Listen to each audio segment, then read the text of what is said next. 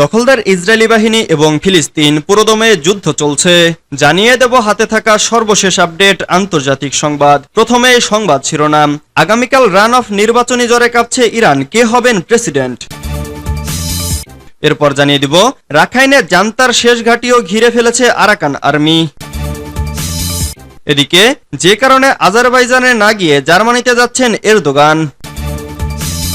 এরপর জানিয়ে দিব আমেরিকার চোখ রাঙানি উপেক্ষা করে রাশিয়া থেকে গোপনে কয়লা এলো ভারতে। আরও জানিয়ে দিব ইসরায়েলি আগ্রাসনে ৩ দশকের মধ্যে সবচেয়ে বেশি ভূমি হারাচ্ছে পশ্চিম তীর। সর্বশেষ জানিয়ে দেব পদদলনের শতাধিক নিহত, দায় নিচ্ছেন না সেই ভোলে বাবা। এতক্ষণ শুনছিলেন সংবাদ শিরোনাম, এবারে বিস্তারিত। তবে অনুরোধ থাকবে ভিডিওটিতে একটি লাইক করবেন এবং কমেন্ট করে জানিয়ে দিবেন কোন জেলা থেকে আপনি আমাদের এই ভিডিওটি দেখছেন।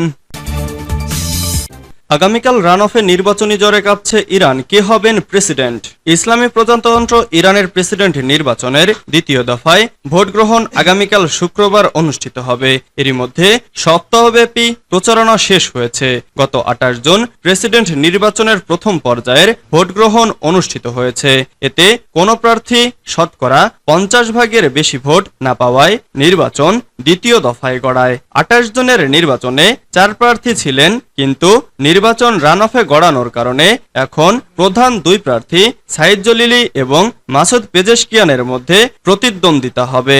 28 জনের নির্বাচনে 2,45,00,000 ভোটার ভোট দেন। এর মধ্যে সংস্কারপন্থী প্রার্থী পেজেশকিয়ান পান 1,04,00,000 ভোট। অন্যদিকে সাবেক প্রধান পরমাণু আলোচক ও বিপ্লবের মূলনীতির অনুসারী সাইদ জলিলি পান 94 লাখ ভোট। গত রোববার থেকে এই 2 প্রার্থী রান অফে নির্বাচনের জন্য জোরদার প্রচারণা শুরু করেন। এর অংশ হিসেবে তারা নির্বাচনী প্রচার সভা ও বৈঠকে যোগ দেন। এছাড়া টেলিভিশনের 2টি মুখোমুখি বিতর্ক অনুষ্ঠানে অংশ নেন।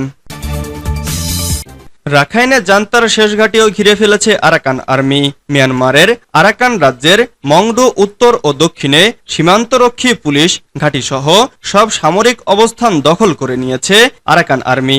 শহরে জান্তার শেষ ঘাঁটিও ঘিরে ফেলার দাবি করেছে গোষ্ঠীটি। বৃহস্পতিবার 4 জুলাই সংবাদ মাধ্যম দা ইরাবতীর এক প্রতিবেদনে এ খবর জানানো হয়েছে। প্রতিবেদন মতে এই মুহূর্তে শুধুমাত্র মংডু শহরে মায়োথুডি ওয়ার্ডের border guard police battalion 5A junta বাহিনীর উপস্থিতি রয়েছে। এছাড়া শহরেও কিছু জান্তা সেনা রয়েছে। সীমান্তরক্ষী পুলিশ ঘাঁটিটির নিয়ন্ত্রণে ব্যাপক লড়াই চলছে। সূত্র জানিয়েছে Arakan Army border guard police battalion 5 অবরোধ করে রেখেছে। শহরে একটি স্নাইপার ইউনিট এবং আরও কিছু যোদ্ধা মোতায়েন করেছে। আরাকান আর্মি বাসিন্দাদের উদ্ধারের সঙ্গে সঙ্গে লড়াই চালিয়ে যাচ্ছে। অন্যদিকে border guard police battalion 5 artillery সহায়তা নিয়ে ক্রমাগত বোমা হামলা চালিয়ে যাচ্ছে জান্তা সেনারা। আরাকান আর্মি রাখাইনের থান্ডোয়ে শহরও দখল নিতে যাচ্ছে। তাদের হাতে শুধুমাত্র একটি পদাতিক ব্যাটালিয়নের পতন বাকি আছে। গত বছরের নভেম্বরে আক্রমণ শুরু করার পর থেকে রাখাইন রাজ্যের অর্ধেকের বেশি নিয়ন্ত্রণ নিয়েছে আরাকান আর্মি। যে কারণে আজারবাইজান না গিয়ে জার্মানিতে যাচ্ছেন এরদোগান। নেদারল্যান্ডের বিপক্ষে রোববার লড়বে তুরস্ক।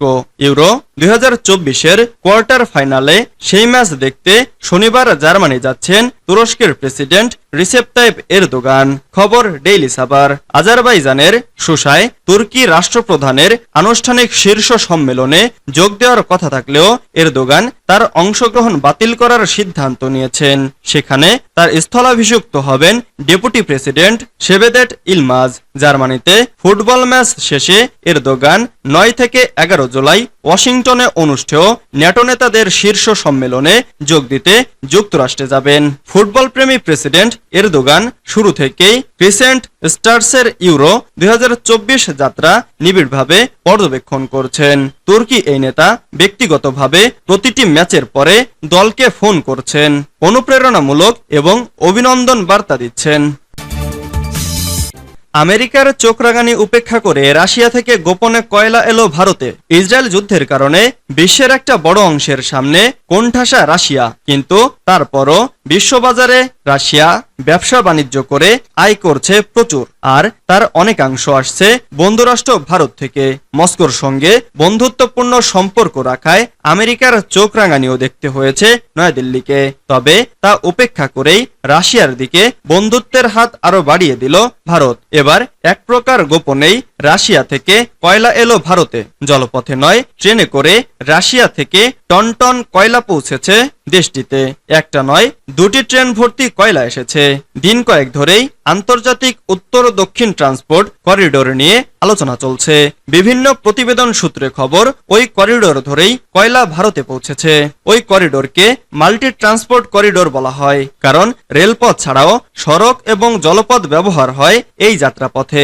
রাশিয়া থেকে ইরান হয়ে কয়লা বোঝাই ট্রেন এসে পৌঁছায় চাবাহার বন্দরে। সেখান থেকে জাহাজে করে ভারতে আনা হয়েছে কয়লা। আগে বাল্টিক সাগর, সুয়েজ খাল হয়ে রাশিয়া থেকে কোনো জিনিস ভারতে আসতো, যাতে সময় লেগে যেত কমপক্ষে ৪৫ দিন। কিন্তু উত্তর দক্ষিণ করিডোরের মাধ্যমে ট্রেনে করে কয়লা আসায় সময় লেগেছে মাত্র ২৫ দিন। ইসরায়েলি আগ্রাসনে ৩ দশকের মধ্যে সবচেয়ে বেশি ভূমি হারাচ্ছে পশ্চিম তীর। গাজায় ইসরায়েলের নির্বিচার হত্যাযজ্ঞ চলছেই। পৃথিবীর চতুর্দিক থেকে নিন্দার ঝড় উঠলেও যুদ্ধবিরতির কোনো লক্ষণ নেই। এর মাঝে ইহুদিবাদী দেশটি পশ্চিম তীরে ৩,১৩৮ একর জায়গা দখল নেওয়ার ঘোষণা দিয়েছে।